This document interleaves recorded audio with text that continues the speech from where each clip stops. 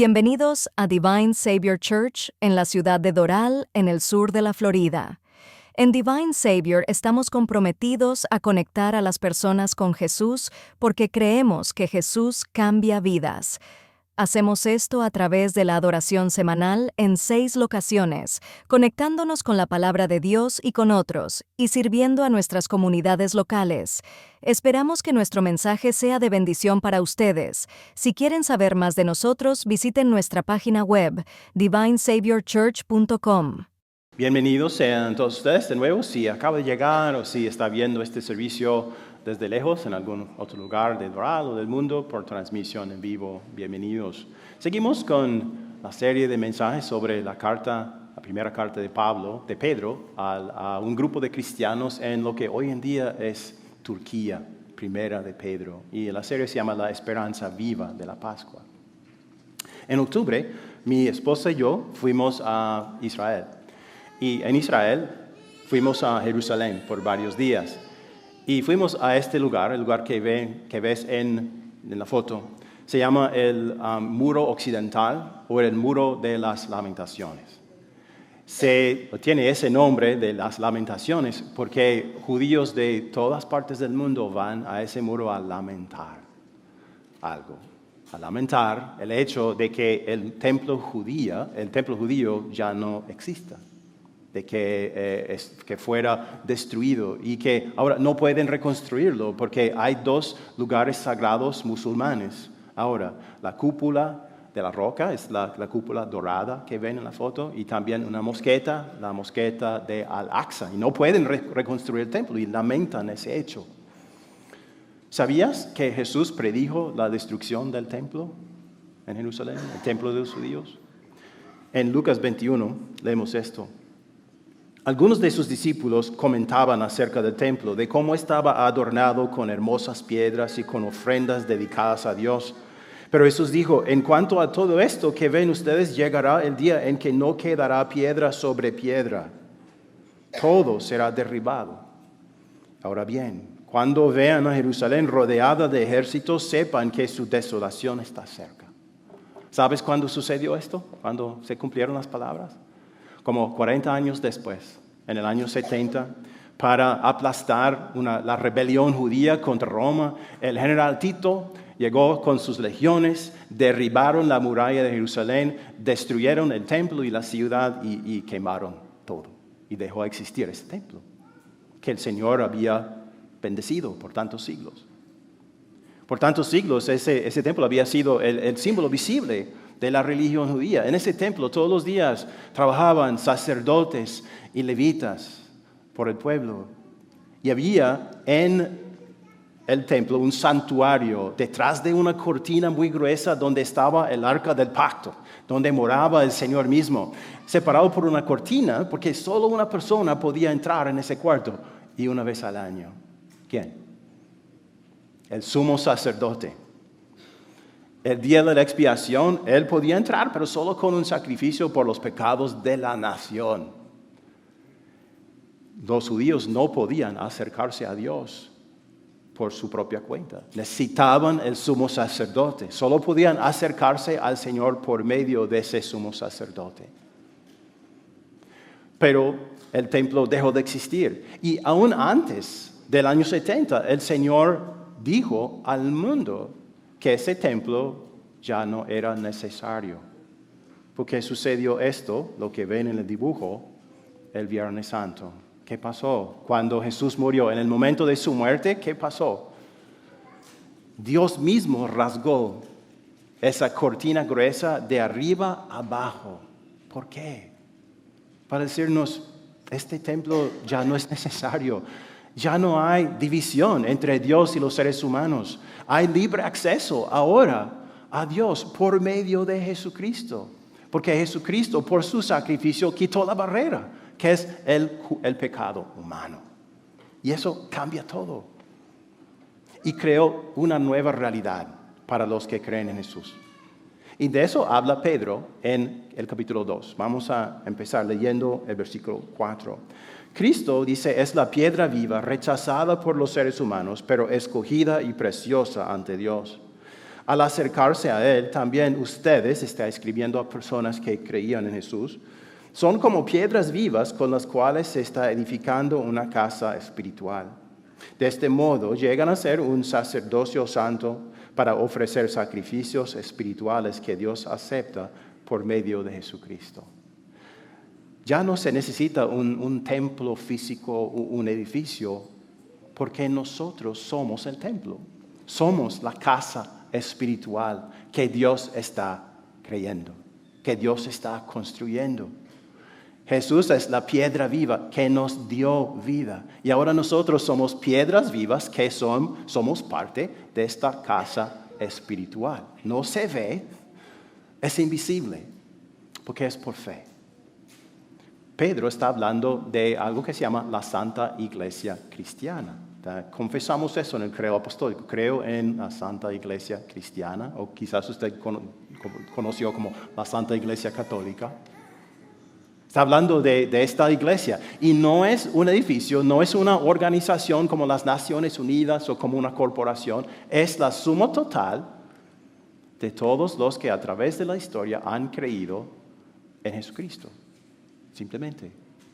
Todas las personas que han creído que Jesús es su Salvador, su sumo sacerdote y su mediador ante Dios. La Santa Iglesia Cristiana. Pablo lo dice de otra manera en Gálatas 3. Dice, todos ustedes son hijos de Dios mediante la fe en Cristo Jesús. Un hijo vive en una casa, está hablando de la misma cosa. Esta casa espiritual, somos hechos hijos por medio del bautismo. Porque todos los que han sido bautizados en Cristo se han revestido de Cristo. Entonces, hoy una persona, Kaya, fue incorporada como piedra viva en esta casa espiritual por medio de su bautismo. Estamos muy contentos por ella, ¿verdad? Dios hace esta obra. Dios pone la fe en Jesús en nuestros corazones y nos hace miembros de esta casa, esta gran casa espiritual que a través de todos los siglos, desde el principio del mundo hasta el fin, existe y que siempre existirá. Bueno, los que creemos en Jesús ahora somos esta casa espiritual, somos la Santa Iglesia Cristiana. Pero, ¿cómo es ser parte de esta casa? Te voy a preguntar, ¿cómo te sientes cuando, después de un día largo de trabajo, abres la puerta de tu casa y entras? ¿Cómo te sientes? Me siento así. Qué alivio, estoy en casa. Me siento tranquilo, en paz. Ahora me puedo relajar porque es mi casa, ¿verdad? Tú estás ahora en la casa de Dios por la fe en Jesús. Y Dios dice que tú te puedes sentir tan cómodo, en paz, tranquilo en su casa, como sientes en tu casa, aquí en Doral o donde quiera que vivas. ¿Por qué? Porque tienes un verdadero Padre que verdaderamente te ama. Un verdadero Padre que te hizo su hijo por medio del bautismo. Te perdonó los pecados, te dio la bienvenida a su casa y te da todo lo que necesita. Te puedes acercar a Él como un hijo se acerca a su padre. Puedes sentirse así en su casa.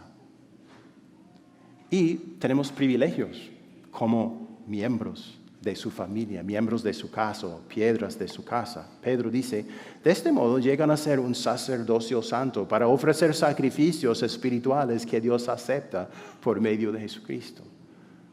En un minuto hablaremos más sobre ese sacerdocio, pero dice que podemos ofrecer sacrificios espirituales.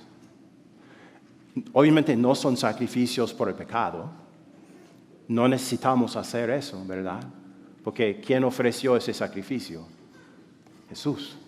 Él lo ofreció. Si yo fuera a tratar de ofrecer un sacrificio por mis pecados, sería una blasfemia contra Cristo. Como si yo estuviera diciendo que Él no hizo lo suficiente para perdonar mis pecados. No, estos son sacrificios diferentes. Pablo dice en Romanos 12, por lo tanto, hermanos, tomando en cuenta la misericordia de Dios, les ruego que cada uno de ustedes en adoración espiritual ofrezca su cuerpo como sacrificio vivo, santo y agradable a Dios. Dice, debido a que Dios ha sido tan misericordioso contigo, creyente, ofrece tu ser entero, en todo lo que hagas, en todo lo que digas o pienses para servir a Dios. Entonces, un sacrificio espiritual es un sacrificio de acción de gracias. Cuando tú, como creyente, usas tus pensamientos, palabras y obras para servir a Dios y para servir a los que te rodean. A veces pensamos que quizás que nuestras vidas son aburridas, ¿verdad? Hacemos la misma cosa todos los días, ¿verdad? Que esto no es muy especial. Ojalá que tuviera una vida especial. Tienes una vida especial. Porque ser miembro de esta casa transforma tu vida y da propósito y significado a todo lo que haces. Cuando tú, como creyente, sales de la puerta con tu café cada día para ir al trabajo, para proveer para tu familia, para ejercer tus habilidades en tu carrera, cuando lo haces por la fe en Jesús, para servir a Dios y para servir a tu familia, es un sacrificio espiritual, agradable a Dios. Dios sonríe. No es ordinario, es un sacrificio espiritual. Cuando por amor a Dios y por amor a tu hija, sacrificas un poco de tu tiempo para sentarte con ella y ayudarle con su tarea. Es un sacrificio espiritual, aceptable y agradable a tu Dios. Cuando sacrificas un poco de tiempo para sentarte a escuchar a una amiga que está pasando por dificultades, por amor a Jesús y por amor a ella, es un sacrificio espiritual agradable a Dios. Tu vida no es ordinaria. Tu vida ha sido transformada y tiene propósito. Dios usa todo eso. Ahora, en el versículo 6 dice, así dice la Escritura, miren que pongo en Sión una piedra principal, escogida y preciosa. El que confíe en ella no será jamás defraudado. Para ustedes los creyentes, esta piedra es preciosa, pero para los incrédulos, la piedra que desecharon los constructores ha llegado a ser la piedra angular, y también una piedra de tropiezo y una roca que hace caer. Tropiezan al desobedecer la palabra para lo cual estaban destinados. Sabemos que es una piedra angular, ¿verdad? La mencioné en otro sermón. Es una piedra con ángulos perfectos que se echa sobre el cimiento para establecer los ángulos de las paredes. Porque si no, ¿qué puede pasar a las paredes? Se tumban. Entonces la piedra angular es esencial. Pedro dice, Jesús es la piedra angular. Si tú crees en Él, Él va a ser precioso para ti y te va a salvar. Si lo rechazas, vas a tropezar en Él y ser perdido. Y eso hace surgir la pregunta, ¿sobre qué o sobre quién estás construyendo tu vida y tu eternidad? ¿Estás construyendo una vida meramente secular, sin tener en cuenta tu relación con Dios, las cosas espirituales? Si haces eso, si construyes tu vida y tu eternidad sobre ti mismo, sobre tu bondad, sobre tus logros, sobre tu trabajo, tu posición, tu prestigio, tu éxito o tus amigos, en el último día, esa casa se va a derrumbar. Construir tu vida sobre cualquier persona, cualquier cosa que no sea Jesucristo, es como construir una casa sobre la arena que no sobrevivirá. ¿Alguien sabe qué significa el nombre Pedro en griego? Significa piedra. ¿Okay? Pedro, Jesús cambió su nombre de Cefas o de Simón a Pedro.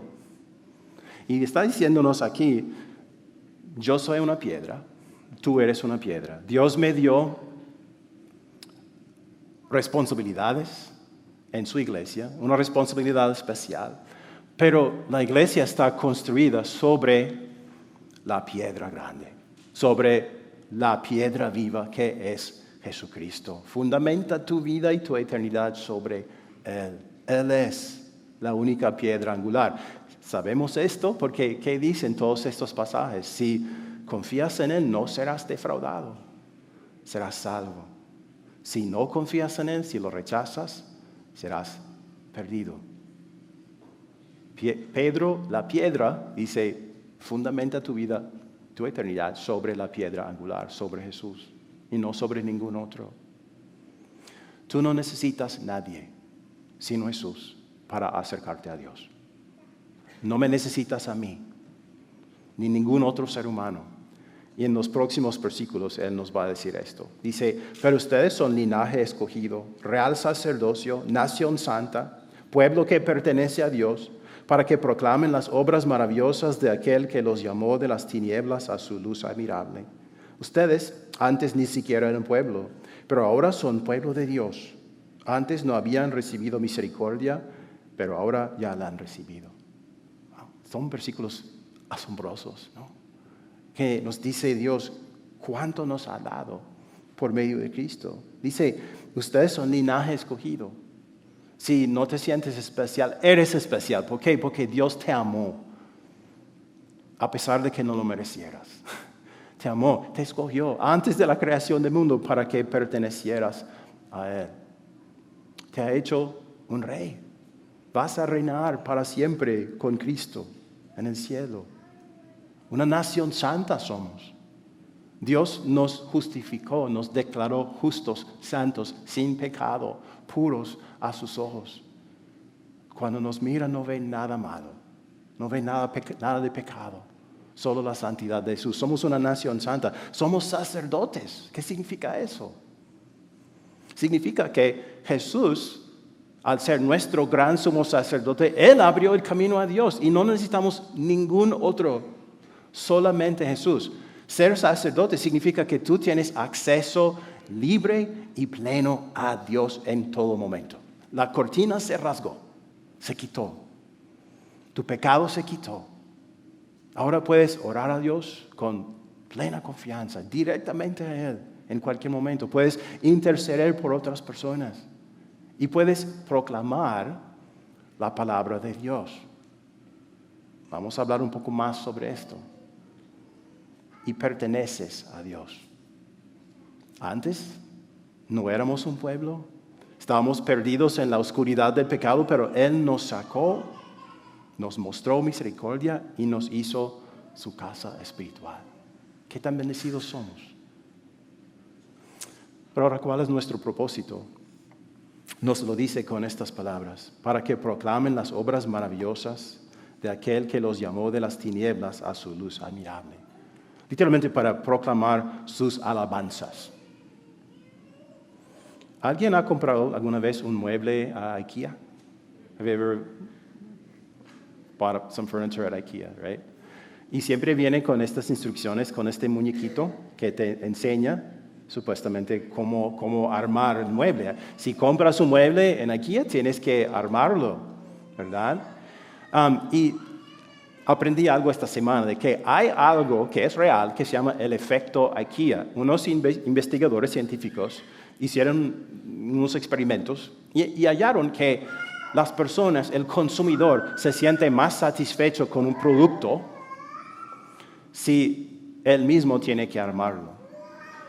Se siente como más satisfecho y cree que el producto es más valioso si él tiene que esforzarse por armar el producto. Es el efecto IKEA. Y no es el efecto IKEA, pero ¿qué hace Dios? Él nos involucra personalmente en su misión.